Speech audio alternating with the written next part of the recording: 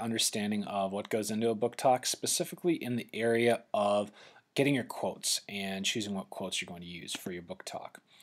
And I think it probably is the best place to start out is look at what is required to get the full points, the excellence area of the rubric. This is taken right from the rubric. First thing really is that you're finding just 3 quotes. That's it. This is not your 5th grade book report. This is not you trying to prove to me that you've read the book by retelling the entire thing. Then I won't want to read it. I don't really care about you retelling it. That's not the skill I'm looking for. I want to see that you can find interesting things throughout the novel to share with us, specifically things from the beginning, middle, and end of the text, one from each. That should be able to make you hit your 3 quotes in fine fashion. Usually you can do this, show this with a visual check. Just mark your pages in the novel for what you're going to use and share with us like I've done here. Mine are looking right now more towards the middle and the end, but it's something I should just be able to eyeball pretty easily. If you're reading on a Kindle, Nook, or Kobo, just show me your place markers before we begin the speech, and it's a pretty simple task to achieve. But you're still thinking, okay, I've got some ideas, I've got some spots I might want to read from, but which ones should I use? Well, take a look at that second part of the rubric. All of your quotes should be able to relate to the plot, be able to show us something about what's going on, characters, conflict, things like that. Maybe the particular passage is typical of the writer's style, their word choice, just the manner in which they write, and that's why you want to share that passage with us. Or it could be about the tone. This could be about the feelings, the emotions that are elicited by the novel. Or maybe the quote that you use has elements of all of that, and you can tell us about that before you read it to us. But it should be able to do one of those 3 things.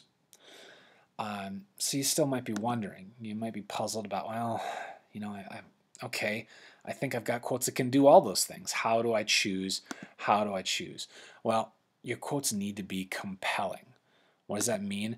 That means that they need to give us a sense of interest. I need to be able to know why they were interesting to you. If they weren't interesting to you as a reader and they aren't interesting to you as a speaker, they're not going to be interesting to us as an audience. We will not be convinced of this.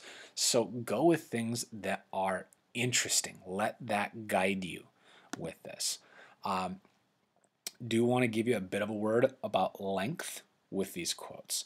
Your time frame is a minute minimum and a 3-minute maximum with this.